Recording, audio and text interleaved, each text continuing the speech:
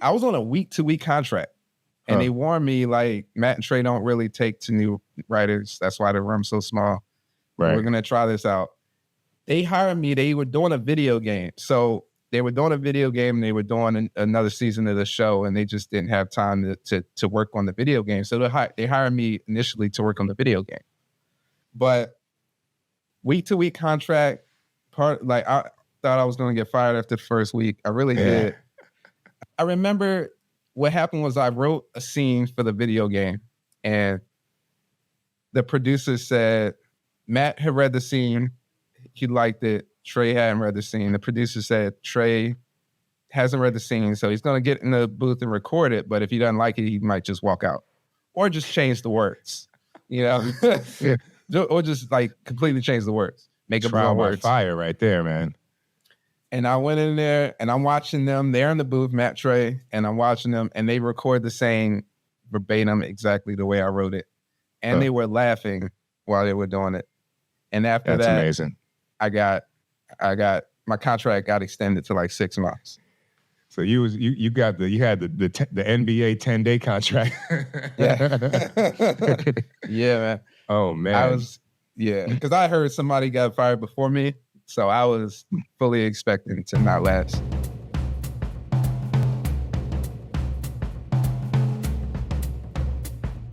Let's Shoot with Pete Chatmon is a podcast on directing for anybody that's, quite simply, ever watched anything.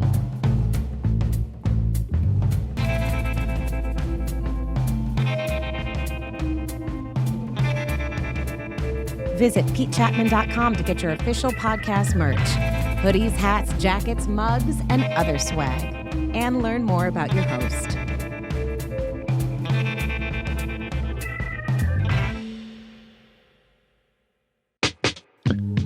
Let's Shoot with Pete Chatmon is sponsored by the good folks at Scriptation. Scriptation is the Emmy Award-winning app for production that allows you to mark up scripts, transfer notes, generate breakdowns, and so much more.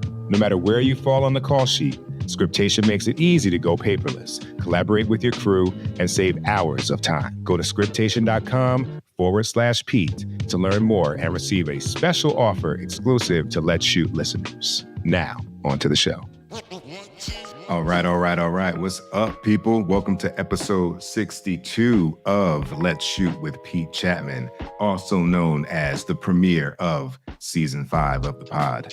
I'm glad to be back. It's been a while. I can honestly say I've missed y'all. I've missed my opportunity to plop down at the desk in this office and rap with people, share those conversations with you and update you on what's going on, at least from my world and my perspective, because I always have thoughts. But yeah, y'all, I'm excited to be back for season 5. As you know, or as you're about to learn, we now have a sponsor with our friends over at Scriptation, offering a special 20% deal on their premium industry toolkit, Scriptation Industry Pro. Check it out. You'll learn more about that, and I'll talk more about that. But, never really was seeking a sponsor for credibility. I know some podcasts do that.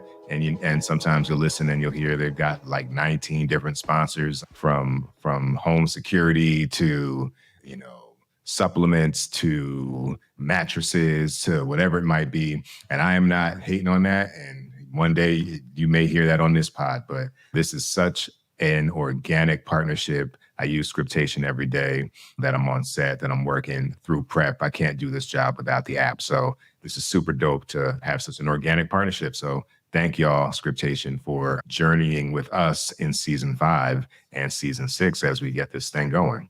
But before we get into our premiere episode of season 5 with my good friend Jameel Saleem, I will give you a little update on what's been cooking since episode 61 with Ava DuVernay, where we talked about her film origin and her career and all of her incredible insight. So that was January 1st, I believe, when that episode came out.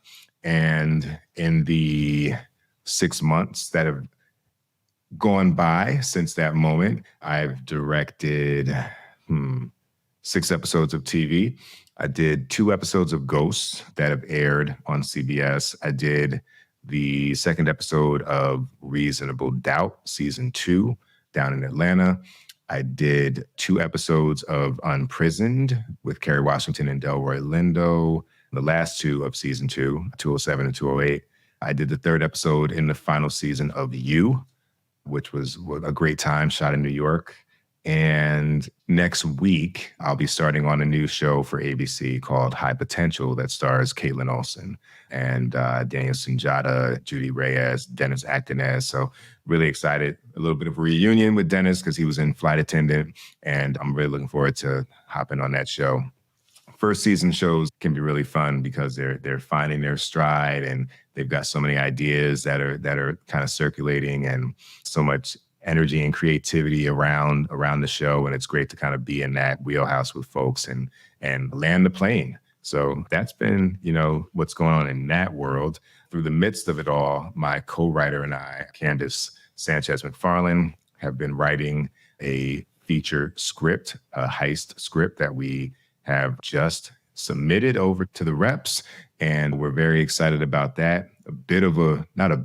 A hell of a relief, let me tell you, just getting that off your shoulders. Like, there were probably 3 points in the last, I don't know, half a year where I thought, this shit's done, it's good.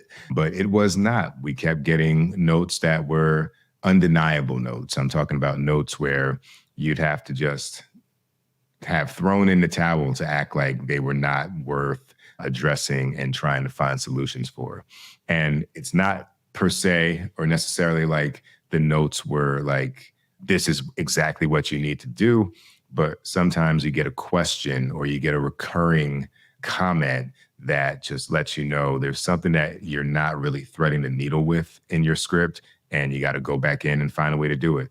And it's much better to do that on the page, because once you shoot it, either A, you're going to have to reshoot and you may not have money for a reshoot, but no matter how you cut it with that, like, that's just a waste of money. So our mantra for the whole process was to really interrogate the script and make sure that it could answer all the questions and not be reliant upon us as co-writers to be with the reader to explain it. So interrogate the script. And that's the same mantra I take to directing things that I write and things that I don't. I'm interrogating the script to really understand what's on the page and what we're trying to convey.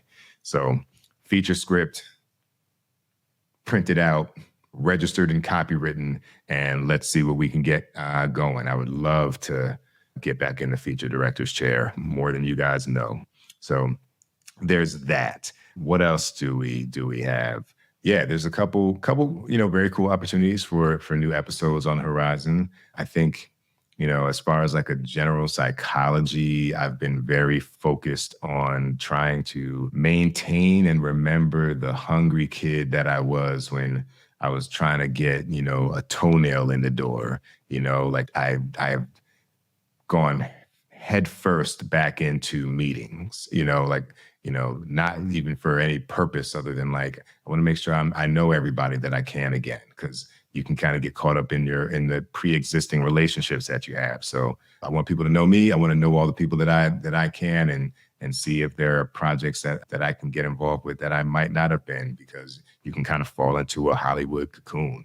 I also, am vigilant on kind of checking the ego at the door, right? Because I have to do the tally, but it's over 60 episodes of TV at this point for me since 2017.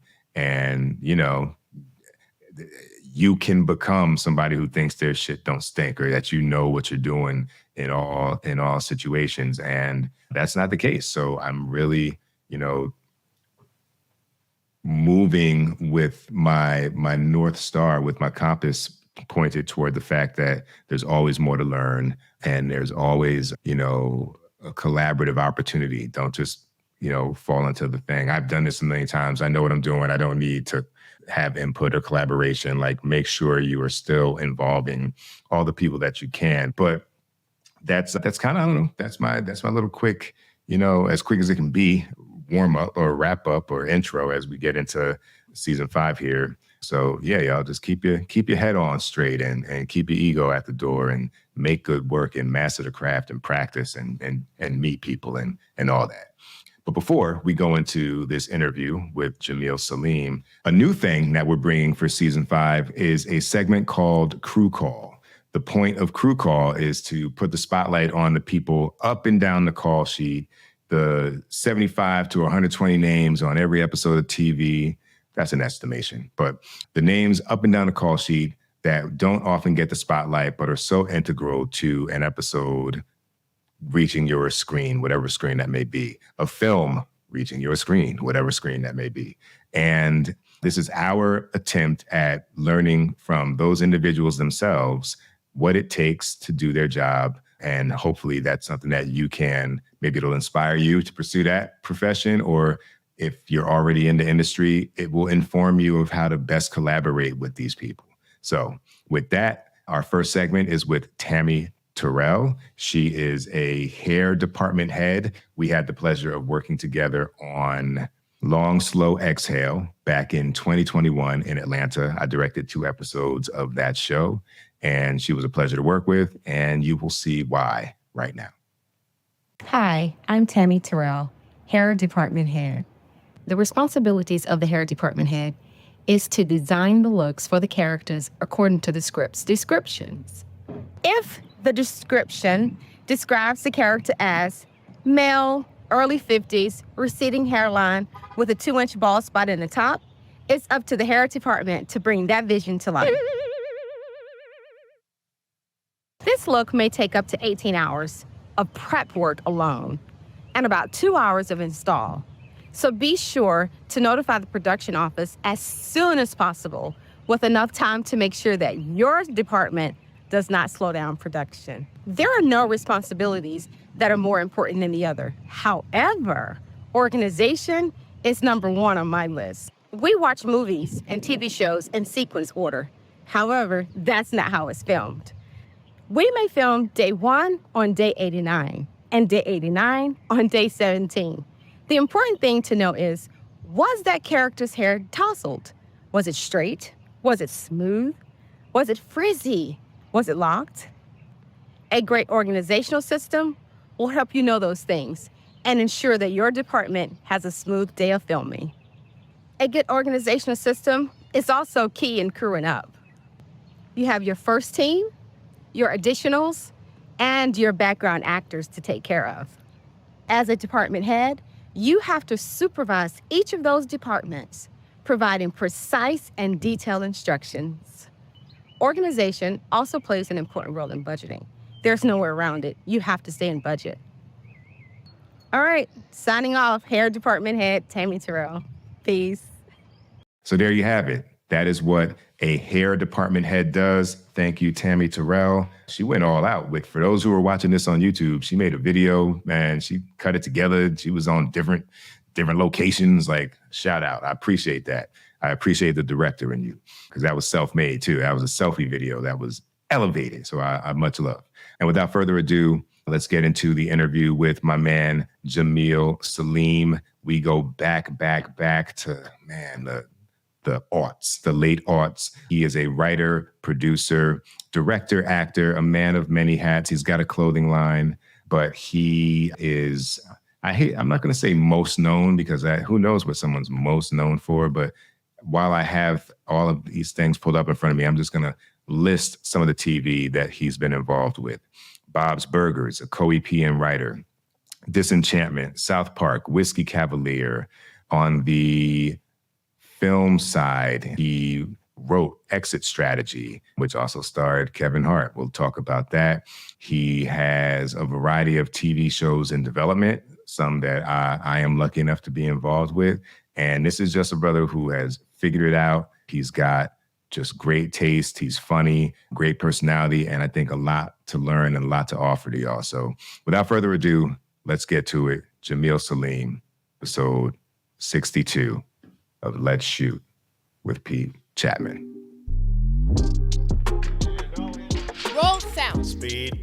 The interview. Take 1. All right, here we go.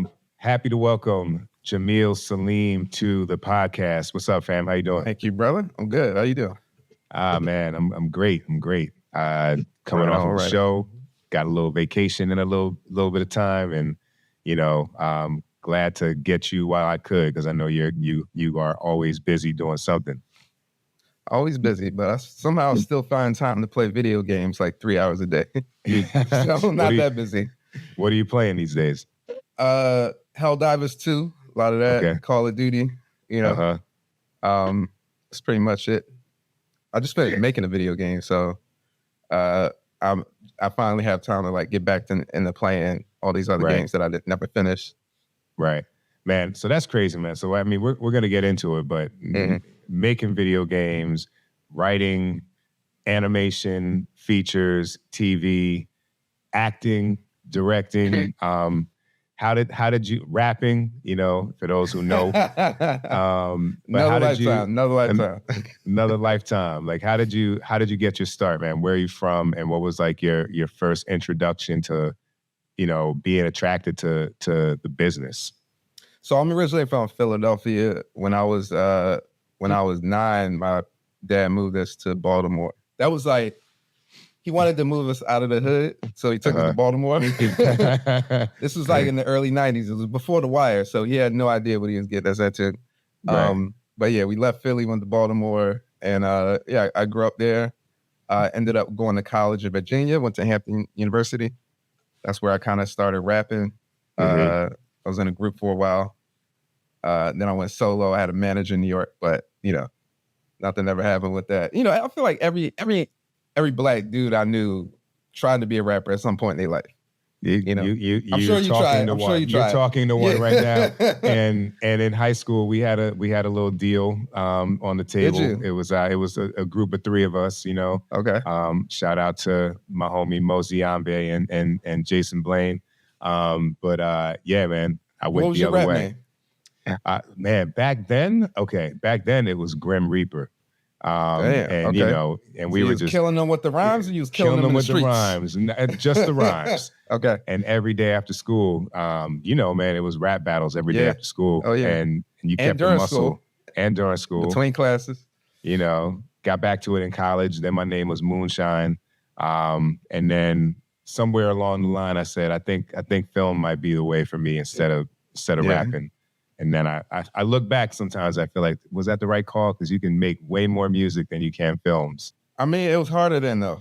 Like, if you were starting as a rapper today, it's like, it's so easy to, make music, sell it online. You don't even have to, like, deal with major labels at all. It's like, True. It was another world back then.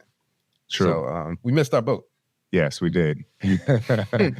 But similar thing, like I was rapping, and then so I was always kind of into acting. I did plays in high school.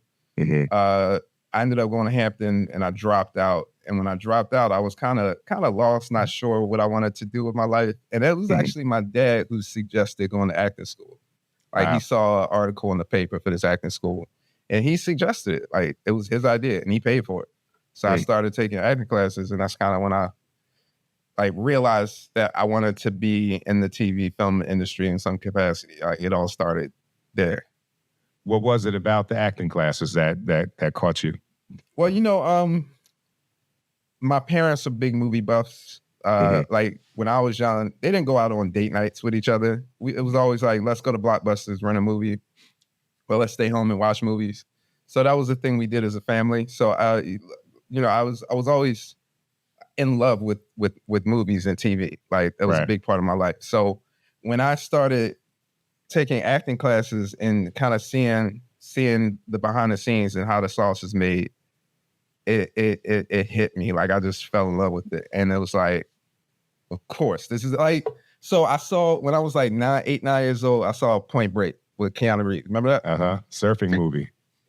But he was like an undercover FBI agent. So from the time I was 9 till my early 20s, I wanted to be an FBI agent. Like, my dad took me to the FBI building when I was in high school. Like, he was like helping me, on the path to becoming an FBI agent. It was like, I even majored in accounting in college because that was one of their preferred majors. Like, that's what I wanted to do. Yeah. Why? Because of RICO, so much of the FBI is following the money, or like yeah. Like, like white collar crime, fraud, bank fraud, and shit like that. So, damn, my parents gonna be watching this. I don't like when I curse. Yeah, it is what it is. I curse sometimes. So, but then, then in Hampton, I went to Hampton because the ratio of girls to boys was 17-1. Wow. Like I was not in college really interested in learning. I was just kind of having fun. Right. So I ended up dropping out and I was kind of lost. Then I realized after I took that acting class that I didn't want to be an FBI agent. I wanted to play an FBI agent. Huh. Okay. So that's what I did. And I moved back to Baltimore and I was auditioning. I was, driving up to New York, Philly, driving down to Virginia, auditioning, and I got a couple of small parts. Ended up getting a speaking role in The Wire that ultimately got cut, but it got me my SAG card. Gotcha. So yeah, it all started like that. And then in 2007, I moved to LA. And then very quickly, I realized that I couldn't just be an actor. So, Right. it was like right when YouTube was first like popping off. So I started making shorts. I did a web series, started making skits, and that's kind of how I got into writing and directing. Now, were you like the funny kid growing up? Hell no. I was shy. I was the quiet kid. Okay. So it's funny. I was shocked myself when I started writing skits and writing short films, and my friends would read them and tell me like, "Yo, this is really funny." Right. Like it was a talent I didn't know I had because I wasn't funny in real life. Like I was a fan of comedy, but like I said, I was quiet. I was shy. I was always like in a group of people. Some of my closest friends were the funny guys that was like cracking jokes and making everybody laugh. I was just like kind of sitting in the corner. It sounds like you would be watching and you'd kind of have commentary in your mind about what's going on, but you kept it inside. Yeah, I was like, I didn't have the confidence to say what I was thinking a lot of times. Like I might have a funny thought in my head, but I wouldn't say it. Right. It took me a while and acting school got me out of my shell a little bit, but it took years. Like when I became a writer and I started having to, take meetings which are essentially like dates, it took me a while to get out of my shell and be able to, have the confidence to just, open up and be my authentic self to people. Yeah. I want to keep moving on the chronology of the journey. But let's talk about like taking those meetings, right? Because like no matter, it's different as an actor, different as a director, different as a writer, but you're still somehow like auditioning while not being under the guise of an audition. And it's performative and you have to know who you're talking to and all this stuff. Like, and then of course, no one tells you how to do a good meeting. So you're flying by the seat of your pants in the beginning until you figure out your own like recipe for being yourself. But like, what have you landed on with all your success as like the pillars of a good meeting? If the odds are, if you're having a meeting with someone, they've already either seen your resume or read your script. So they know you can do the work. The meeting is to kind of find out what kind of person you are, and just like, can this person be in a room with a group of writers and bring good energy to the room, right? Or is this person an asshole that's gonna bring bad energy, right? So like, it's funny. My very first general meeting, I think it was like at TBS or something. This was like 2012, 2013 or something like that. Had the meeting, like she's asking me questions and I'm very nervous. I'm answering the questions. I'm just answering her questions. That's it. That's all I was doing. After the meeting, my manager, talked to her and then came to me and said, "Wasn't a great meeting." She said talking to you was like pulling teeth. Like you would just give these like very short answers and then nothing. Right. So the next meeting, I just made a point to just treat it more like I was like talking to a friend or trying to get to know somebody. Like I didn't want to treat it like an audition. Yeah. Like, yeah. I need this person to give me a job. The way I went into it was, I want to make a new friend. I want to make friends with this person.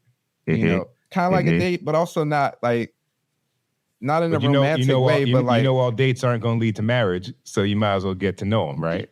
Exactly. Yeah. But even like, you know, in college, I remember seeing no Diddy, but it was like, I remember seeing this guy. He was like this dude named Brock. He was just like really cool, really good energy, really funny. Right. I was like, I want to be friends with that dude. Right. You know, so like the Right. next time I saw him, I started talking to him and we actually became friends. And he became one of my close friends at Hampton. Right. And it was like, so I go into a meeting thinking like, I'm gonna try to be friends with this person. You know, and it usually works out. It's because if you go into it with that intention, you're not trying to get anything from them. Exactly. You're trying to build a connection, a relationship. Right. And the energy is just 1,000 times better, and you don't feel desperate. You don't have, you know, I need something just kind of steaming off of your body, like that desperation is very readable. Yeah. Okay. So I wanted to pause there. But so you moved to LA in 2007 with the goal of becoming an actor. Yes. And then you start making skits. So like, what's the next step? I mean, you kind of mentioned you had your first general in 2012. So what's that time period of like 2007 to 2012 like?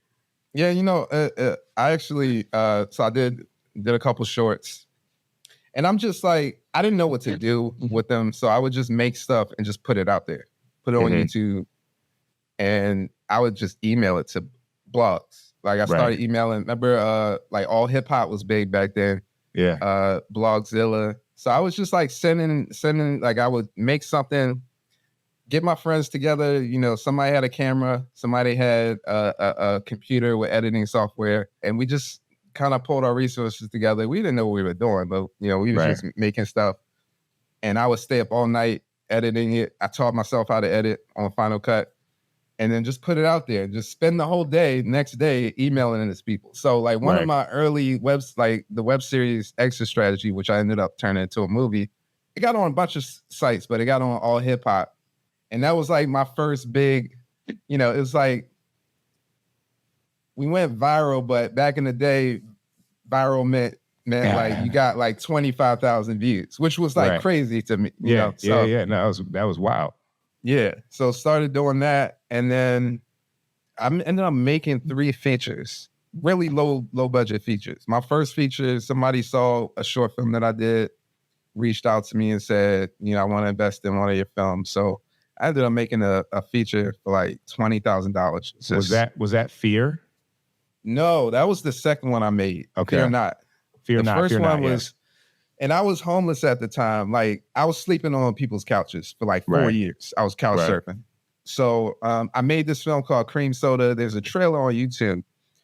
I had the movie on a hard drive, and I was, you know, I didn't have money to pay somebody to edit it. So I was like, I was doing some of the editing. I was getting my friend to help out, but it was like a few months had gone by and we were still working on a film. And then one day, I don't know, I went from one couch to the next couch, and then I realized that I didn't have the hard drive. Cool. I lost it or it got stolen. I don't know what happened to it. The movie was gone. The only thing that exists is the trailer, and then I think there's like a rough cut, a really rough cut. Right. That is, you can't see it. It's in my account, but it's unlisted. But I did that, and then this casting director that I was working for, because I was a casting assistant for a couple of those years, he saw the trailer for that first movie, and he was producing a horror movie for it's like $100,000, and he asked me if I wanted to direct it. Hey. So that's how I did that. That's how I got my second feature, and then the third feature was Exit Strategy, which was a web series. My boy Q Deezy wrote a script. Remember, I reached out to you to see if you wanted to direct it. Remember that? Yeah. And I remember, man. I think you read one of the early drafts too. I remember this journey. That's why all this is like kind of filling in holes for things that I know you did, because I remember going to the set of Fear Not, wherever it was in LA, on one of my trips, and you had this house, and you were shooting all over the whole house and doing your thing, man. Yeah. It was, I was like, people ask me, would, after I did those 3 movies, people were asking me like for advice on how to get a movie made. And I was like, I don't know. Like, get somebody to reach out to you on Instagram. I mean, on Facebook, and tell you they want to fund one of your movies. Like, I don't. Right.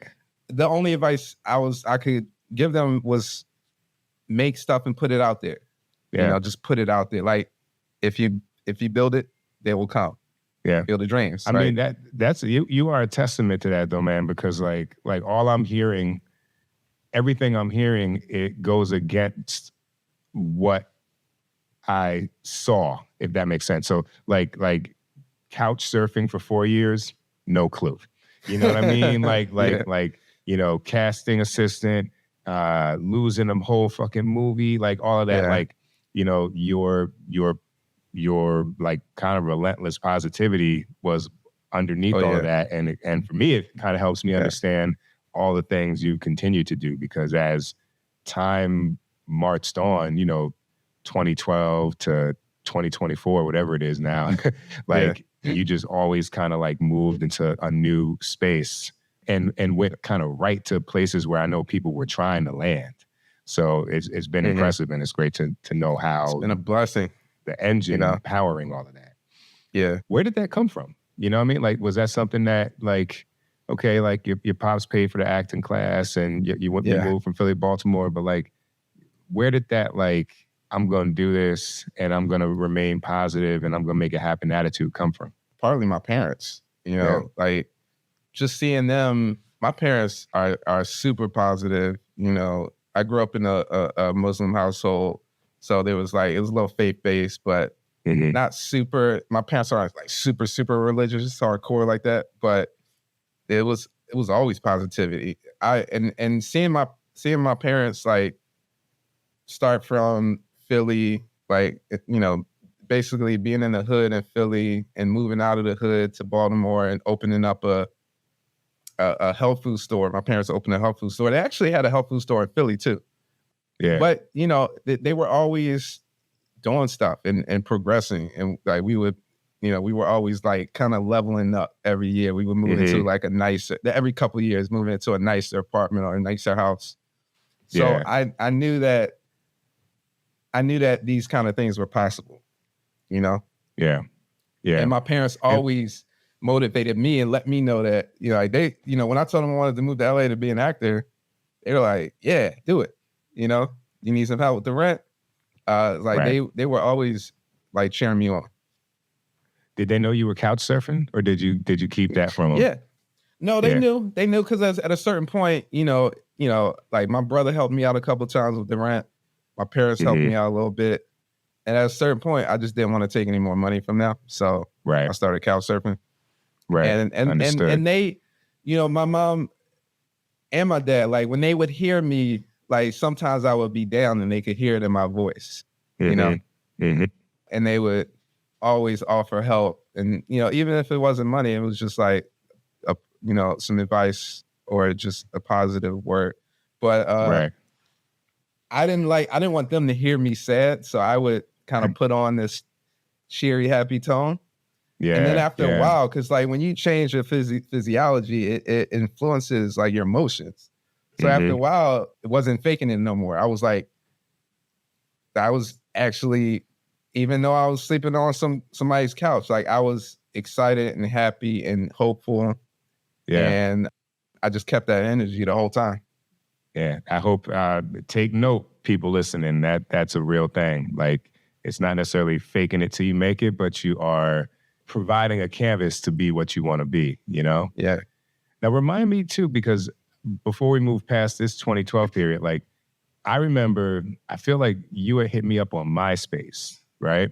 Yeah. I remember there was a point where like you were blessing me with the HTML code on my newsletter after I had done my first feature premium, and I'm trying to like spread the word, but like I didn't know how to like do none of this computer shit. Yeah. And this dude reaches out and offered to help, and I'm like, I gotta get this cat the password. Like, that's right. You gave me your password. I gotta get this cat the password to like, I think it was mailer or whatever I was using at the time. But like, yeah, man, like how did that happen? How did I was that happen? networking, man. Like once I realized I wanted to be in the film industry, and I was in Baltimore at the time, you know, it's like I saw a trailer for your movie, and I don't know where I saw it, but I was like so impressed that like this guy from Jersey made a movie.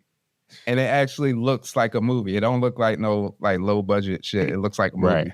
Right. And then I went to you had a screening in DC, and I drove to that, and that's where we met for the first time. Yeah, it might have been the BMW film series. Yeah, that's what it was. So I was like, man, like I was just so impressed. You were so talented, and I was just like trying to meet people and learn as much as I can and network. So I started like I initially, because I was a rapper at the time, I learned how to code and build MySpace pages for myself because I had to make my rap page, you know, like my artist page. But then I was like, let me, you know, I reached out to you, and you know, I saw your page. I thought that your page could look a little better, so I asked you if I could, you know, help you design it for free. And it was just me networking. I did the same thing with David Wilson. Wow. Remember, David Wilson. Yeah. David made this documentary. Now. He's in Brazil. He back and forth. Like he got a spot in Brooklyn too. Yeah. He made a documentary, and I reached out to him, and I ended up making his MySpace page too. And that's how we became friends. So, man, it's just like using whatever, skills that I had and putting it out there just to get my hands in the industry in any way I could. Yeah. It was authentic. It's strategic, but it's authentic. You know what I mean? And like, I say this all the time, and I'll say it again. Like, I often, in every interaction I have, I'm like, hey, let me know how I can help you. Yeah. You know what I mean? And you know what's crazy? 98% of people don't ask. I know. Closed mouths don't get fed. But they'll remember that you offered. And it just kind of, and like you said, it kind of changes the tenor of a growing relationship from, I need something from you to like, I'm trying to support the things that you want to do as you move forward in whatever you're going to do. All right, so that first general at TBS, didn't go as you wanted it, but you got that feedback. But the next one did. The next one went great. So like, what's the path coming out of that call with your reps to kind of tighten up your meeting approach, and where did you go from there? Well, let me take it back, because I did those 3 movies, and then I decided I did those 3 movies and nothing happened. Like I expected after Exit Strategy came out, because it got released in theaters. And also Kevin Hart was in that one. Kevin Hart was in it. So Kevin Hart got us, it got us in theaters, got us on Netflix, got us in Redbox, all that. Yeah. And I expected my phone to start ringing. It didn't. So I remember I was at the Santa Monica Promenade after all those 3 movies came out. And I was like going in the stores asking for applications, like, and also considering moving back to Baltimore. Wow. Like the indie film grind was not working out. So I said, let me try to be a TV writer. So I wrote a spec. My first spec that I ever wrote was Always Sunny. Wow. Which is a show you direct. Yeah. That was my first spec. And then I did another one, Modern Family spec, after that.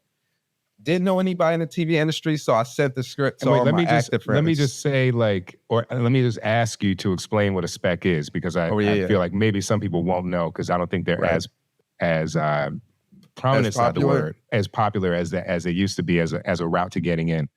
Yeah, like the studio, they like to read original specs now. But a spec back then was you take a popular show that's on TV and you write your own episode of it. Because back then the executives and the studios wanted to know that you could write for already established characters, like that you could write in somebody else's voice, which is as a TV writer is a skill you need to have. And I think in some cases they still read specs. But they were really popular back then when I first came in. So I wrote an episode of Modern Family. I wrote an episode of Always Sunny. Sent the Modern Family one to a bunch of friends, and because I didn't know anybody in the TV industry. Right. One of my friends knew a writer on The Office, a guy named Anthony Q. Farrell, which is like somebody you should interview at some point. Really dope dude, doing a lot of cool stuff. He was gracious enough to read my script and then he had lunch with me. We hit it off, like instant friends. And then he called his manager right after and introduced her to me, Cherie Guitar. And I ended up going to her writing workshop. She was doing a writing workshop, TV writing workshop every Saturday. Mm-hmm. I started going to that 2011. She signed me. Like, funny thing is, she brings in a bunch of actors. They read the scripts, and then the actors leave, and the writers go over the scripts, give notes, punch up jokes, all that stuff. My very first time going there, they read my script, tore it apart. Sure. Like, I had all these people, friends of mine, telling me how good it was. I went there, tore it apart. Like, had you rethinking told me writing? Everything that, yes. Like, I almost didn't go back. I remember walking away thinking, like, maybe I'm not cut out to be a TV writer. Maybe I'll just go back to doing what I was doing. So, almost didn't go back. Ultimately, decided to go back. Ended up rewriting that script 7 times based on notes that I got at the workshop. And on that 7th draft, she said, okay, it's ready. And then she started sending that draft around town to the studios and the networks. And that's how I started getting general meetings. Wow. Now, what was missing from drafts 1 through 6 that you found in draft 7? Now, she did see the talent. Like, she signed me after a couple weeks because she saw that I had talent. What was missing was story structure and like hitting the right beats, and just, I think I was missing focus. I was just missing a focus. Once my structure got tight and my story structure, because I was like, I was writing funny jokes, I was writing funny dialogue, but it was just kind of all over the place. Right. But see, that's the thing. You can't teach that part of it. You can teach structure. Yes. You can teach format, but you can't teach funny. Yeah. I'll argue, like, you can't fucking teach dialogue neither. Like, people, like, I listen to a lot of podcasts and be like, how can I write better dialogue? It's like, it's too late, you know? Yeah. For real. You know? No, because you can tell by the type of movies that come out and the type of shows that get greenlit that even the producers and the people behind the scenes, the execs, don't know, they can't discern good dialogue from bad dialogue. Right. You know, that's just a skill that some people don't have. Yeah. You know, it's something that people noticed in me very early on when I was writing these YouTube skits. Yeah. Like, I was writing funny stuff, you know? So yeah, she taught me the story structure, format, all that. And so it was just like every draft was just refining until the script became like undeniable, you know, because she has to be able to send that out to, studio execs that are reading, hundreds of scripts. Right. And it has to be able to stand out. And no disclaimer about, oh, he's new, or he's like, nah, the words page got to stand on its own. Yeah. Hi, I'm Ava DuVernay, writer, director, and producer of Origin, and you're watching Let's Shoot with Pete Chatmon. Transitions, a director's journey and motivational handbook, is Pete Chatmon's book from Michael Weezy Productions. The reviews are in. Greg Berlanti says, "There's a reason why everyone who works with Pete falls in love with his work. The lessons he imparts here are invaluable. Do yourself a favor and read it cover to cover." From Sarah Gamble, "Pete's sharing gold nuggets that will spare you a ton of wasted time and help you channel your drive, talent, and ambition in the most productive way." And from Jesse Williams, "This business has everything to do with preparation and expectations. Transitions grounds lessons in reality while empowering our artistry to run free. Not an easy balance to execute."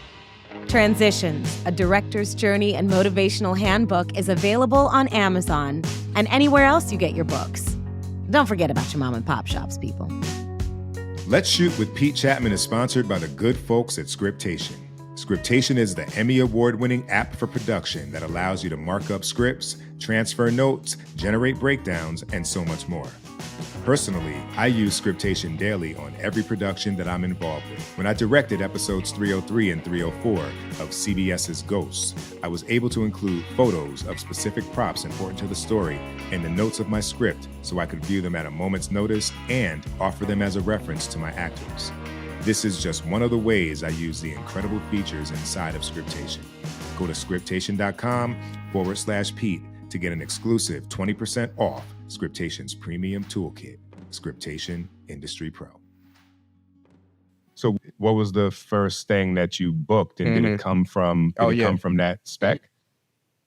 You know, it's funny. The first thing I booked was like a homie hookup because my boy Jason Ryan was working at TV One, and he got me a job doing a freelance script for that. What was that show? The Ricky Smiley show. Okay. Yeah. That was the first script I ever wrote. But getting my first staff job. Went on that first meeting. And then for like the next 3 years, I was going around town doing general meetings. Yeah. You know, and it was a lot because wasn't making a lot of money. I was driving all around town, spending gas money, taking meetings. Right. But like the way it works is you meet with like the junior exec. Right. If they like you, they pass you up to their boss. Right. And you just keep getting passed up until you're meeting with the SVP of production or the head of production or something like that. Right. So I spent 3 years meeting everybody, like NBC, ABC, CBS, Nickelodeon, like everybody. Right. And then by 2014, an executive at ABC recommended me to a show that was about to go into production. The showrunner read one of my specs. I forget what spec. Now, you're about to say, how many did you have at that point? Oh, yeah. I had like 3 specs. Like, I did a happy ending spec, Modern Family, and then I had some originals. And I think he read my original. I had an original pilot called Under the Boardwalk. And this was a show being shot in New York. It's called Manhattan Love Story. So one day, my manager hit me up and was like, you got a meeting with the showrunner. And it was my second showrunner meeting. Funny thing is, I had a showrunner meeting with Tim Allen's show, Last Man Standing. Right. And then shortly after that, I had another showrunner meeting for Manhattan Love Story. And this one was over Zoom because he was in New York prepping for the show. Right. So like, I want to say like the next day after that meeting, I got offered the job. But I also around the same time, maybe the same day or the day before, I don't remember exactly the dates. I also got offered Last Man Standing. Oh, wow. So I had to choose, and I chose moving to New York and working on, a new show because Last Man Standing was in its like 3rd, 4th season. Right. So that was like the safer bet. Also, it was more money. But I just went with my gut, and I moved to New York, and this was 2014. Worked on that show, and I was in New York for 5 months. Then the show got canceled. Had to move back to LA. Right. Do you regret? No, I don't want to say regret. Well, what did you learn from that decision? I learned never to chase the money because I didn't regret that decision. I didn't, even though Last Man Standing went on for like 10 seasons or whatever, and that my show got canceled after 5 months. Right. I didn't regret the decision because I had the experience of a lifetime in New York, and I live in New York now because of that experience, I think. There you go. And the show I got after that got me, like, my career would be different if I would have been on Last Man Standing and done that for like 5 years. I wouldn't have There would have been a different kind of lens on the work that you could do and did do. And a different career path too. Because like I went from show to show to show, and then I got South Park. Right. I couldn't have got South Park if I was still on Last Man Standing. Correct. Yeah. And I want to just commend you too, man, for the long game of it all. Because I was having a conversation with somebody and they were saying like, this person is a director kind of complaining about all the meetings that their people wanted them to take. And, what's the point of blah, blah, blah. And I was like, the meetings are the point. Yes. The meetings are the meat, right? Yeah. And I'm bugging because I have a lot of notebooks, or I used to, and I was going through notebooks now to see like if there were any notes worth keeping before I threw it away or anything I wanted to rip out of it in case somebody saw it. And I was like, oh my God, like in 2020, I had a meeting with CBS Development, and one of the things that we talked about was ghosts. I don't even remember that meeting, and I just directed that show, and I was like, wow. damn, like that's fucking crazy.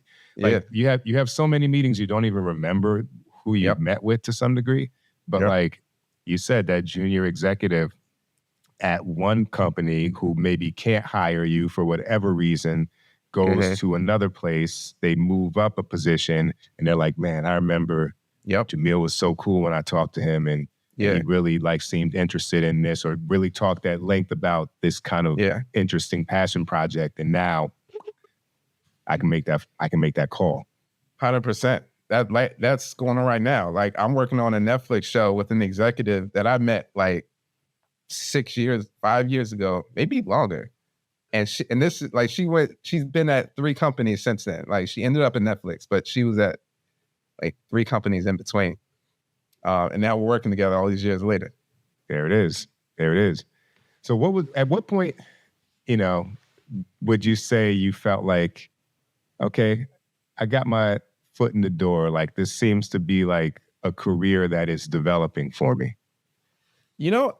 I looked at it like getting in the league. When I got that first job, I felt like I had made it. Yeah.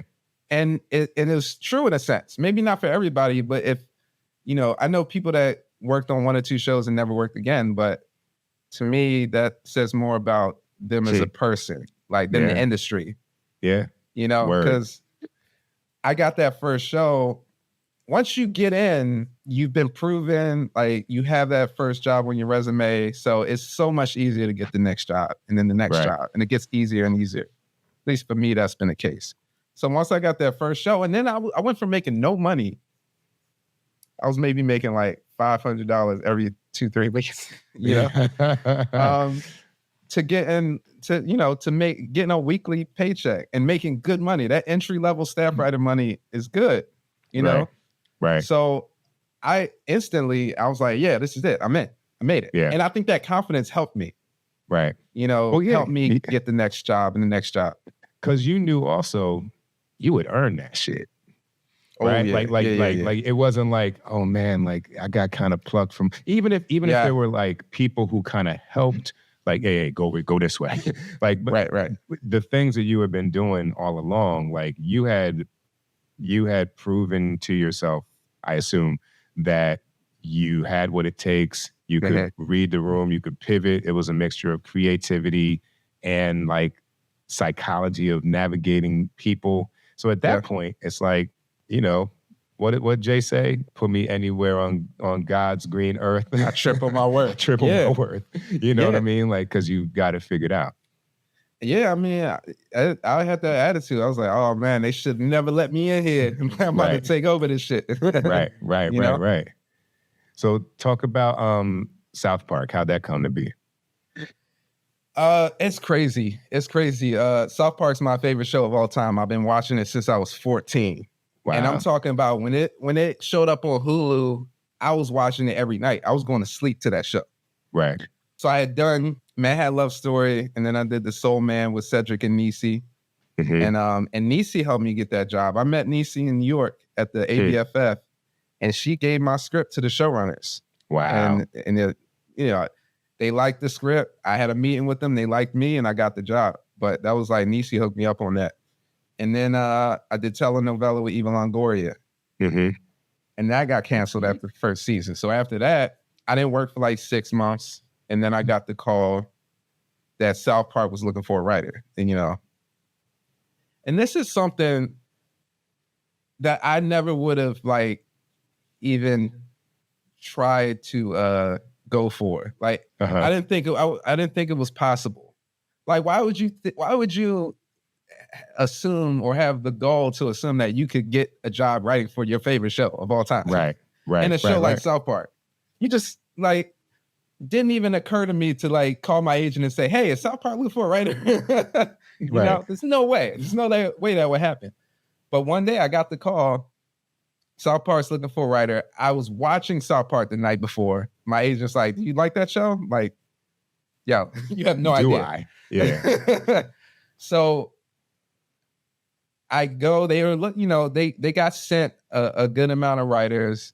And the way I met with Ann Garofino, executive producer, she's been with them since season 1. Mm-hmm. Met with her first, and she said, I haven't even read your script yet.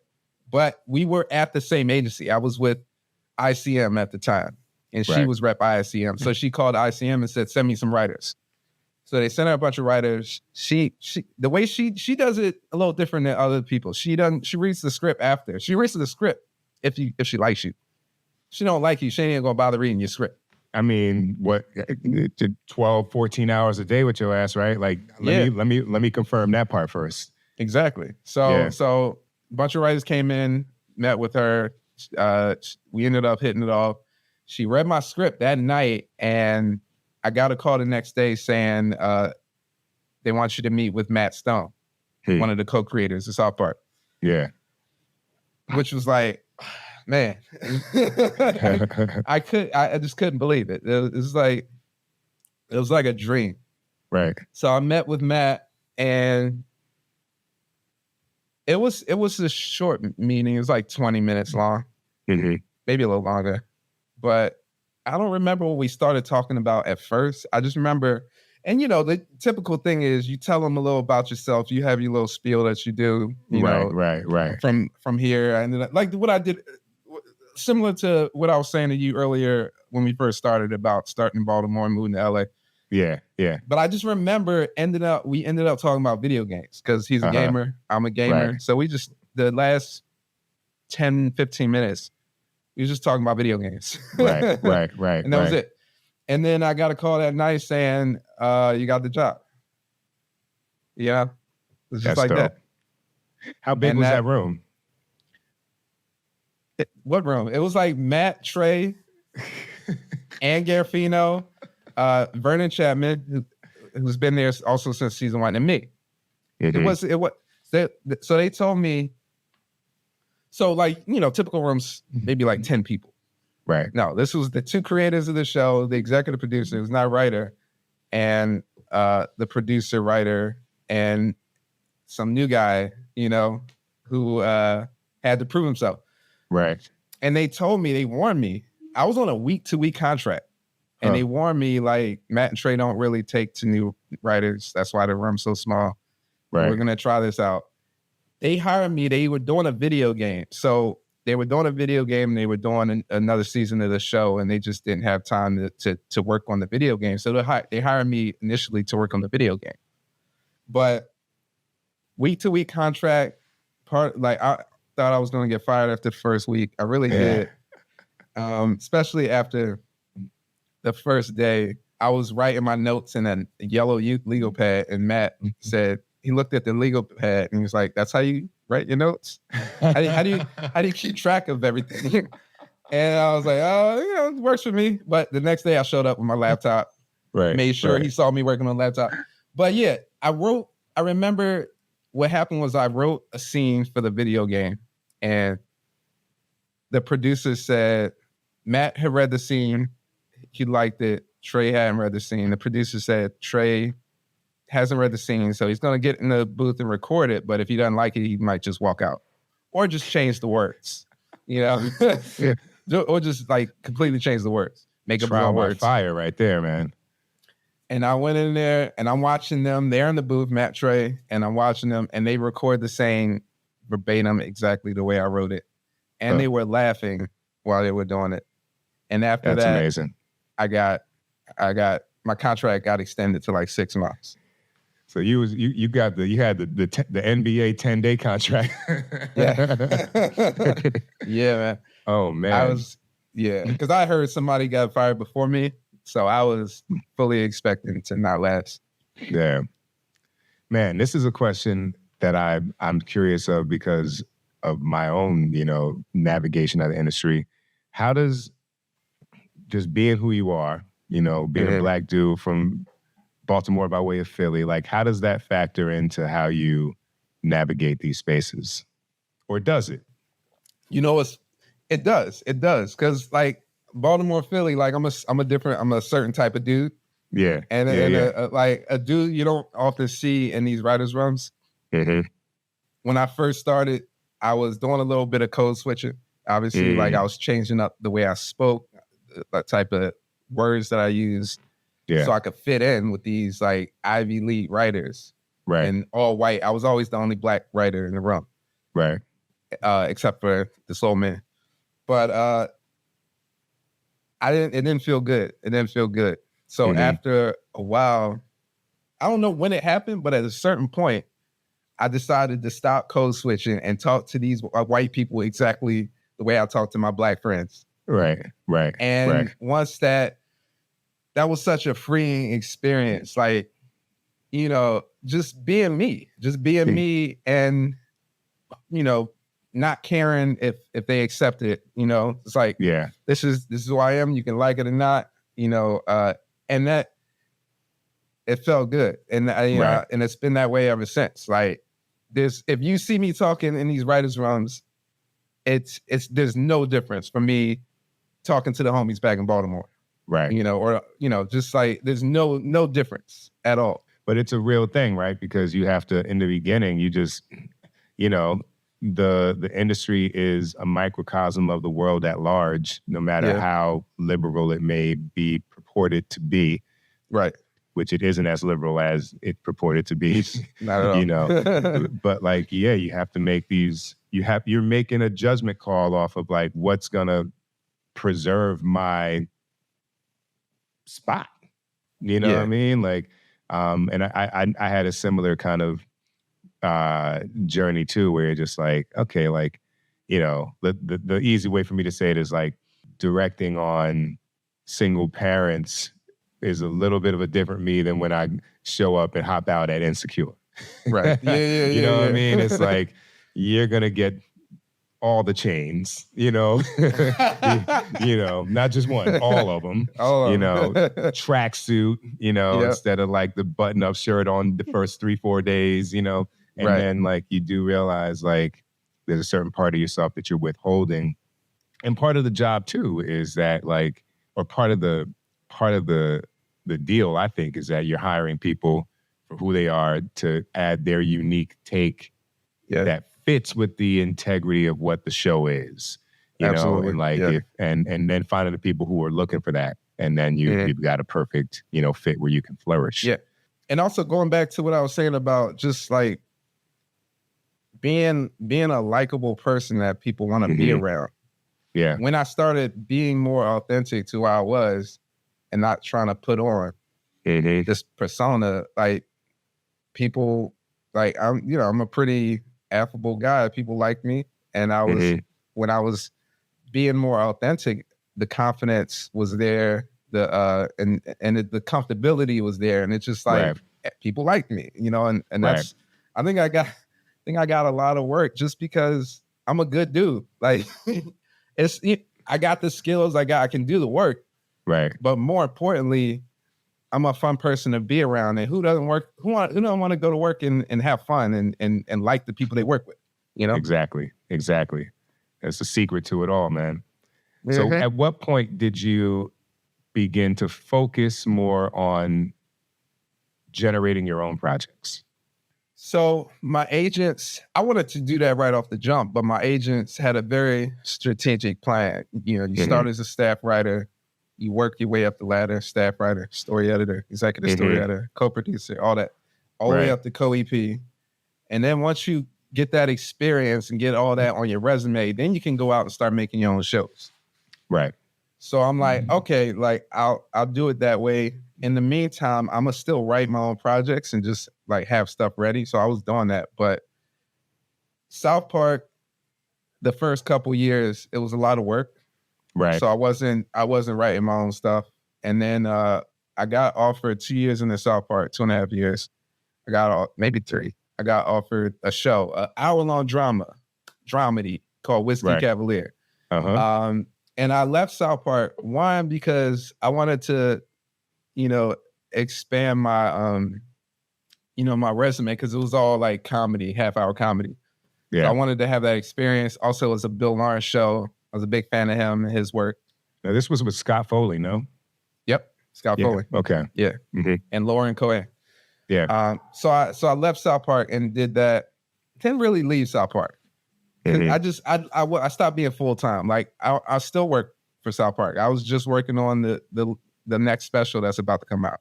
Right. And in between, I was doing all this other stuff for them. Like I'm always gonna work with those guys. But I went on and I did Whiskey Cavalier. And then while I was on Whiskey Cavalier, when that was wrapping up, I got a call from my agent saying Matt Groening wanted to meet with me. And created Simpsons. Like, hell yeah. Another show I've been watching since I was 9. Yeah. So I ended up working with Matt Groening and Josh Weinstein on Disenchantment for a couple years.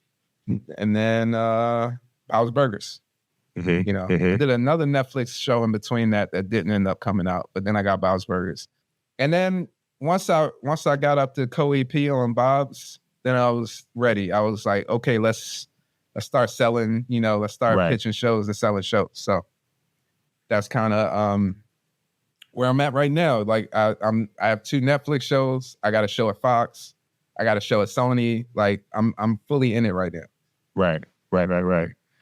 That's amazing, man. Has it been hard for people to see that you do more than animation? I guess not, by virtue of all the things that you've got set up. But when I hear, like, when you run down, from Bob's Burgers to The Simpsons and South Park, I know how myopic people can be. Yeah. So was that something you had to like work to clarify? Yeah. And I'm still working at it because all the shows I just listed, they're all animated. Right. And I love animation and I'm fully leaning into it. Right. But I have a live action show that you were going to direct. Yeah. And I have live action movies in development. So after a while, because of course you do South Park, you work on Bob's Burgers, you work with the creator of The Simpsons. Of course, you're going to get all those calls. Yeah. We need an animation guy. Like also, you can't stop them calls from coming. Just going, And then it's like, oh, we need a Black animation writer. It's like maybe 2 of us. Maybe. So I get all those calls.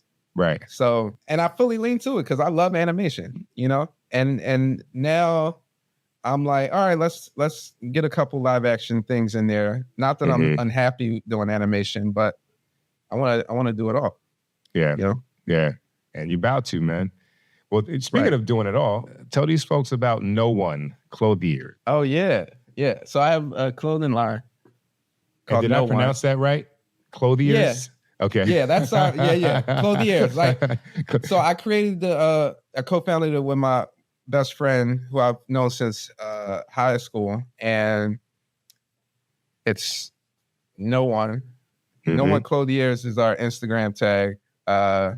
This is one of our hats. No one cares, and it's No One Cares. It's a double entendre. We donate 70% of the proceeds to this cancer foundation, Big Tree. That's dope. It was in 2020, like during the pandemic. That's when we decided to launch it, and it's just a little side thing. It's something I always wanted to do. I used to design T-shirts when I was in high school on Microsoft Paint. It's just I wanted something to do with my best friend. He's always been in the fashion. He's like a really, really talented designer. He creative director. He designs all our stuff with my input. And just a little side hustle. Well, I'm gonna tell people right now, you got one of the dopest jackets in the game. That respite one that you blessed me with, that purple one. I wear that, and people are like, "Yo, that's dope." So I don't know if it's led to any sales. Appreciate you. Yeah. Oh, no doubt, man. It's been good. We it's been 3 years and we're not stopping. Obviously we want to get in stores and all that, but right now we're just direct to consumer. Yeah. No-1.us is our website. Yeah, and I'm over here. Stuff coming out.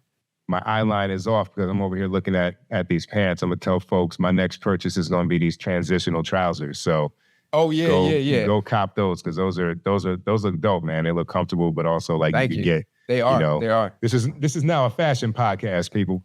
But we got you gotta check out. We got a hoodie that has reflective stitching. So like during the daytime, the One you can kind of barely see it, but if light shines on it, it shows up. Is it on the site now? Yeah, I think so. Yeah. I got it right there. So this is the reflective stitching. Yeah. Thing. That's dope. So at night, it's like popping. Yeah. Yeah, that's great, man. That's Thank great. you, sir. And I'm hoping, I know that's an offline combo, but I know that company is looking at the script. So hopefully we can line that thing up. Yeah. We gonna make it happen. We gonna make it happen. I know. If anybody gonna make it happen, I know it's you. That's right.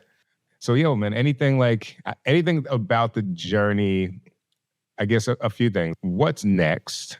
You know, and then as you think about that, like, is there anything about the journey or about the craft that I haven't asked you that you'd want to make sure, you speak to? I feel like I've already talked about it a little bit. Like that, the thing that has gotten me this far, I think, is my my faith, my positivity, not letting the industry kind of take over my my soul. It's like, for real. I don't feel like, maybe it's easy for me to say this now because I'm successful, but even when I was sleeping on couches, I was waking up happy just to be alive, and just to have friends that would let me sleep on their couch. Right. So it's like the work is always better when you have that positive attitude. If you're working from a place of, I got to write this script and sell it so I can, get out of the situation I'm in, or let me find out like what the marketplace is buying and write something like that so I can make a whole lot of money and get rich. If you're thinking about it like that, you're already losing. Right. It's like I always felt fortunate to be pursuing the dream, because I know some people don't even get that chance. Right. They just get stuck in a situation and they can't even go for the thing they want. So I felt blessed and happy to be in a position where I could even try, and try I did. And every day, no matter what was happening, no matter how many times they said no to me, and it was a lot, a lot of no's. It never discouraged me. So just like, I think just having a positive mental attitude, just having a positive outlook, and always putting your like mental health at the forefront, is a recipe for success. Does that answer the question? Oh man, that's spot on. All right, cool. And what's next, fam? What's I don't know if there's things you can or can't talk about, but so there's a lot. Like the two Netflix shows. I'm doing something with Sony. I'm doing something with Fox. There's a lot of stuff I can't talk about. I wrote an animated horror movie for Matt Trey, and we're working on that right now. We're doing some animation tests. There's a lot of stuff. It's a lot. I got a show with CBS, and this is all like development stuff. Right. Yeah, it's just like I'm just enjoying the journey, and I'm doing the stuff that I want to do. Like I've said no to projects, high profile projects, because I didn't think it would be fun for me. I didn't think I was right for it, and I was never chasing the bag. Never chasing the bag. Right. So I'm just, taking it as it comes and staying busy. I'm working on, I got like 20 plus things in various stages of development. So I'll wake up always having something to do, but I'm good at compartmentalizing. So I'll wake up and I won't look at the 20 projects I have on my board. I'll be like, what do I have to do today? What are the 2 things I need to work on today? Once I get those done, I'm chilling. Yeah, man. Well, this falls into the category of interviewing guests where it's like a friend and somebody I know that I actually get to learn more about. Because quite frankly, you don't really sit down and I'm never going to interview my friend. It never comes out in that way, right? So right. This has been educational for me, man. Yeah. I respect and admire, what you've done, and I'm excited to do something with you.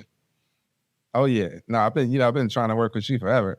And it's been a pleasure to watch your journey and to watch your rise. And Like, you're out there killing it. And it's man, so appreciate motivational to me to see all this cool stuff you're doing. That's why we gotta do something together, man. Because it's like just bring all of that like energy and hustle towards something, and the idea is so great. So, we're gonna make it work. Yes, sir. All right, man. Well, much appreciated. Thank you for joining the pod, and Thank you. Much respect, much love, fam. Hell yeah. All right. Appreciate it.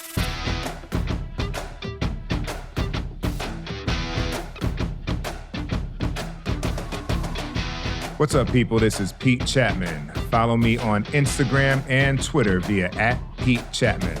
Follow the pod on IG via @Let'sShootWithPeteChatmon, and hit up our mailbag with questions, suggestions, or hey, donations if you're feeling like it via let'sshootwithPeteChatmon@gmail.com.